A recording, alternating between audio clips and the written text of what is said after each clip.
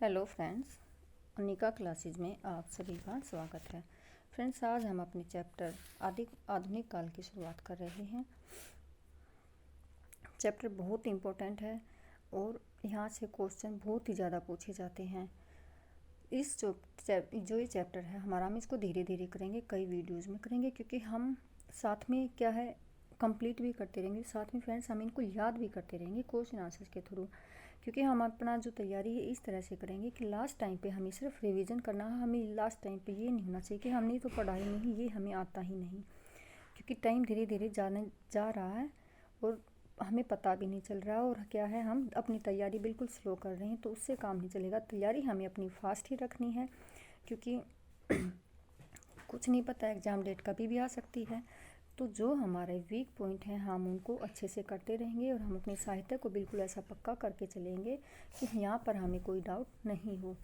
तो हम शुरुआत करते हैं आधुनिक काल की। अधिकांश विद्वानों ने हिंदी साहित्य इतिहास के आधुनिक काल का समय 1900 विक्रमी संवत से 1980 विक्रमी संवत अर्थात 1843 से 1923 ईस्वी तक माना है। और जो ये 1900 विक्रमी संवत है, 1900 से 1980 किसके अनुसार है? ये आचार्य शुक्ल ने माना है। जो ये समय है ये किसने माना है? आचार्य शुक्ल ने माना है। अब देखिए, त्रिभुवन सिंह के अनुसार 1857 से 1947, ये किसने माना है? डॉक्टर त्रिभुवन सिंह ने माना है। और इस जो ये समय था इसको क्या नाम दिया इन्होंने? जागरण काल दिया है। 1947 से आज तक की अवधि को आधुनिक काल माना है। 1857 से 47 तक तो जागरण काल का है, और 47 के बाद का जो अब तक काल है इसको आधुनिक काल माना है। किसके अनुसार है? डॉक्टर त्रिभुवन सिंह के अनुसार है। अब है डॉक्टर बच्चन सिंह ने स्वच्छंदतावाद को आधार मानकर आधुनिक काल का विभाजन किया। किसको आधार माना है? स्वच्छंदतावाद को आधार माना है। अब उन्होंने जो विभाजन किया है वो किस प्रकार किया है हम इसको देखेंगे। पहला है पुनर्जागरण काल 1857 से 1900 ईस्वी। यहाँ से एक क्वेश्चन जरूर बनता है, या तो ये नाम देकर पूछ लिया जाता है ये किसके अनुसार विभाजन है, या फिर पूछ लिया जाता है कि जो डॉक्टर बच्चन सिंह हैं उन्होंने किसको आधार मानकर जो है आधुनिक काल का विभाजन किया है, या कितने भागों में भी किया है? 4 भागों में किया है। क्वेश्चन किसी भी तरीके से भी पूछा जा सकता है। तो आप पढ़ो तो उसको पढ़ते टाइम उनमें से क्वेश्चन बनाने की सोचो कि यहाँ से क्वेश्चन जो है कैसे बन सकता है, कैसे पूछा जा सकता है। पूर्ण स्वच्छंदतावाद काल 1900 से 20 ईस्वी, स्वच्छंदतावाद काल 1920 से 40 ईस्वी, उत्तर स्वच्छंदता काल जो है 1940 से जो अब तक का माना है वो माना गया है। अब देखिए 3 दशक माने गए हैं, पहला दशक, दूसरा दशक, तीसरा दशक। तो जो पहला दशक है उसमें किसको स्थान रखा? प्रगति और स्वतंत्रता का द्वंद्व है। दूसरे दशक में संतुलन की खोज और आधुनिकता है। आधुनिकता बोध की रचनाएं वो किसमें है? तीसरे दशक में है।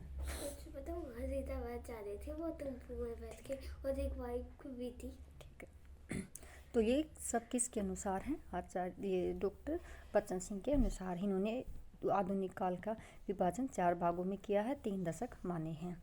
देखिए, जो आधुनिक काल का समय है विद्वानों ने अलग अलग माना है, लेकिन जो सार्वभौमिक माना गया है,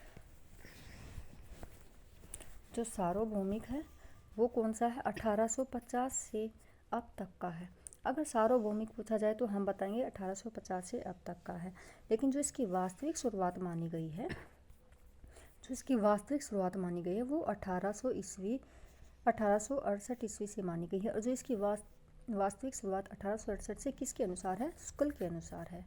ये भी इम्पोर्टेंट है। आइए अब हम पढ़ते हैं। भक्ति काल रीतिकाल में वार्ता एवं टीका के माध्यम से हिंदी गद्य का शुभारंभ हुआ है। हिंदी गद्य का शुभारंभ किससे हुआ है? जो भक्ति काल और रीतिकाल में वार्ता एवं टीकाएं लिखी गई थी उनके माध्यम से हिंदी गद्य का जो है शुभारंभ हुआ है। हिंदी गद्य का सबसे प्राचीन नमूना 14वीं शताब्दी में रचित गोरखसार ग्रंथ में मिलता है। सारे जो पॉइंट है अपने आप में मोस्ट इम्पोर्टेंट पॉइंट है। हिंदी गद्य का सबसे प्राचीन नमूना 14वीं शताब्दी में रचित गोरखसार ग्रंथ में मिलता है। इनकी भाषा खड़ी बोली की अपेक्षा ब्रज भाषा के अधिक निकट है। सम्राट अकबर के समय गंग कवि ने चंद छंद वर्णन की महिमा नामक ग्रंथ खड़ी बोली में लिखा था। यहाँ से पूछा जाता है कि जो चंद छंद वर्णन की महिमा किस बोली में लिखी गई थी? खड़ी में किसने लिखी थी? कवि ने लिखी थी। गंग कवि किसके समय के थे? अकबर के समय के थे। 1741 में राम प्रसाद निरंजनी ने भाषा योग विशिष्ट नामक ग्रंथ की रचना खड़ी बोली में लिखी।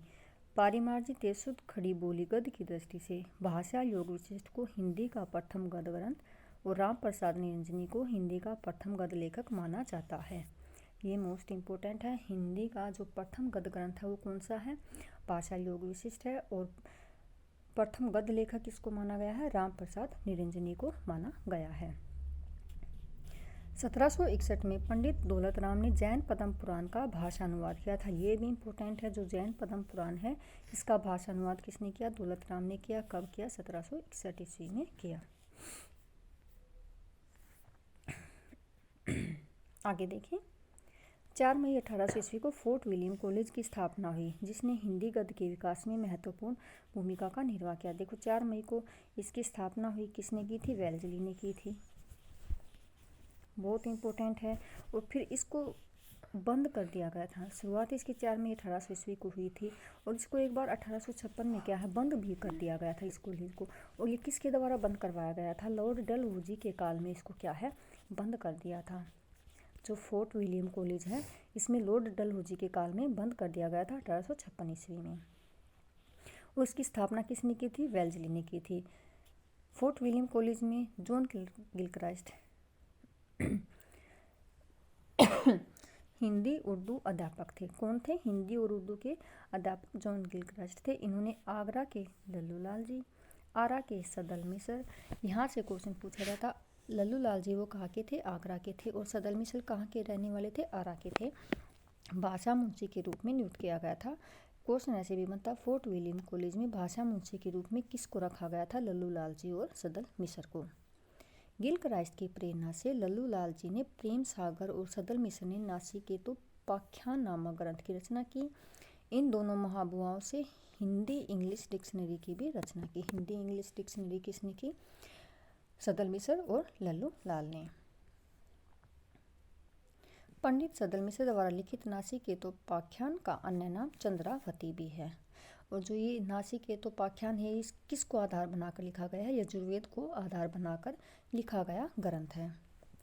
मुंशी सदासुख लाल नियाज ने सुख सागर की रचना की। हिंदी गद्य में जो श्रीमद् भागवत ग्रंथ पर आधारित है, यानी कि विष्णु पुराण पर आधारित है। कौन है? सुख सागर श्रीमद् भागवत या विष्णु पुराण पर आधारित ग्रंथ है। इंसा अल्लाह खान ने रानी केतकी की कहानी की रचना की, जिसे उदय भानु चरित्र भी कहा जाता है। रानी केतकी का नाम अन्य नाम क्या है? उदय भानु चरित्र है। और किसने लिखी थी? इंसा अल्लाह खान ने लिखी थी। इंसा अल्लाह खान की भाषा जो है वो कौन सी है? ठेठ हिंदी है। इसमें संस्कृत या अरबी फारसी के शब्दों का प्रयोग नगण्य है। जो इनकी भाषा कौन सी है? वो ठेठ हिंदी है। ईसाई पादरियों ने अपने धर्म के प्रचार के लिए हिंदी गद्य को माध्यम बनाया। विलियम कैरे ने बाइबल के साथ इंजिल आदि का भी अनुवाद किया। अब आगे देखिए। 1817 में कलकत्ता बुक सोसाइटी और 1833 ईस्वी के लगभग आगरा स्कूल सोसाइटी की भी क्या हुई? स्थापना हुई। इनकी प्रेरणा से विभिन्न विषयक हिंदी की पुस्तकें जो हैं वो प्रकाशित हुई। बंगाल में राजा राम मोहन राय ने 1815 में वेदांत सूत्र का हिंदी गद्य में अनुवाद प्रकाशित किया। ये इम्पोर्टेंट है। राजा राम मोहन राय का पूछा जाएगा। 1815 में जो वेदांत सूत्र है उसका हिंदी गद्य का क्या इन्होंने अनुवाद प्रकाशित कराया। ये भी इम्पोर्टेंट है। 1826 में कानपुर में पंडित जुगल किशोर ने हिंदी का पहला समाचार पत्र, देखो किसका? हिंदी का पहला समाचार पत्र उद्दंत मार्तंड कलकत्ता से प्रकाशित किया। ये मोस्ट इम्पोर्टेंट क्वेश्चन बनेगा यहाँ से। अब आगे देखिए। हिंदी के अखिल भारतीय महत्व को समझते हुए राजा राम मोहन राय ने 1829 ईस्वी में बंगदूत नामक हिंदी पत्र का प्रकाशित करा। जो बंगदूत है वो किसके द्वारा प्रकाशित हुआ? राजा राम मोहन राय के द्वारा। कब प्रकाशित हुआ? 1829 ईस्वी में प्रकाशित हुआ। राजा राम मोहन राय को भारतीय कोलंबस की उपाधि भी मिली हुई है। कौन सी उपाधि मिली हुई है? भारतीय कोलंबस की उपाधि मिली हुई है। 1845 में राजा शिव प्रसाद सितारे हिंद ने काशी से बनारस अखबार निकाला। इसकी लिपि देवनागरी भाषा उर्दू और जो की हुई थी। बनारस से ही 1850 में सुधाकर का प्रकाशन आरंभ कराया। जो सुधाकर है उसका आरंभ कब हुआ? 1850 में। कहाँ से हुआ? बनारस से हुआ।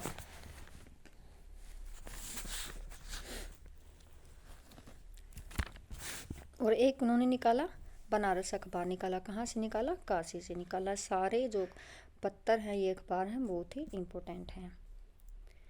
राजा लक्ष्मण सिंह ने 1860 में आगरा से प्रजा हितैषी, कौन सा निकाला? प्रजा हितैषी नामक पत्र का प्रकाशन आरंभ किया।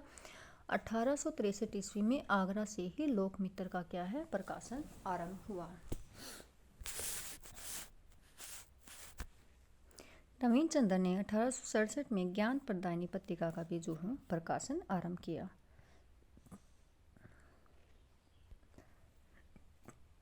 अब इम्पोर्टेंट देखिए, हिंदी के विरोध उर्दू के समर्थन में गारसा दत्तासी और सर सैयद अहमद खान ने बहुत प्रयास किया। देखो, जो हिंदी के विरोध में थे और उर्दू के समर्थन में थे, कौन थे? गारसा दत्तासी और सैयद अहमद खान। ये मोस्ट इम्पोर्टेंट है। ये भी इम्पोर्टेंट है। सर सैयद अहमद खान हिंदी को गवारू बोली कहते थे। कैसी बोली कहते थे? हिंदी को गवारू बोली कहते थे। इसी समय सर फ्रेडरिक पिक्ट नामक अंग्रेज विद्वान ने हिंदी का कट्टर समर्थन आरंभ कर दिया। जब सर सैयद अहमद खान और गारसा दत्तासी उर्दू का समर्थन कर रहे थे और हिंदी का विरोध कर रहे थे, उसी समय सर फ्रेडरिक पिक्ट क्या है?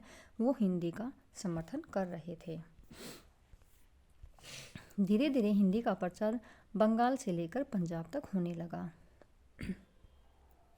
राजा शिव प्रसाद सितारे हिंद शिक्षा विभाग में अधिकारी थे। कुछ समय बाद वे बनारस डिवीजन में स्कूल इंस्पेक्टर बन गए। शिव प्रसाद सितारे हिंद हिंदी के समर्थक थे। जो राजा शिव प्रसाद सितारे हिंद हैं, वो क्या हिंदी के समर्थक तो थे, लेकिन वह ऐसी हिंदी का प्रचार चाहते थे जिसमें अरबी फारसी के भी शब्द जो हों प्रचलित हों। इन्होंने बनारस अखबार के माध्यम से अपनी इस नीति का क्या है? प्रचार किया। कि सब अखबार के माध्यम से किया? बनारस के। और इन्होंने कब शुरुआत की थी इसकी? 1845 में की थी। अभी हमने पढ़ा था। और कहाँ से की थी? काशी से की थी बनारस अखबार की शुरुआत। स्वामी दयानंद सरस्वती ने 1875 में आर्य समाज की स्थापना की। कब की थी? 1875 में आर्य समाज की स्थापना स्वामी दयानंद ने की।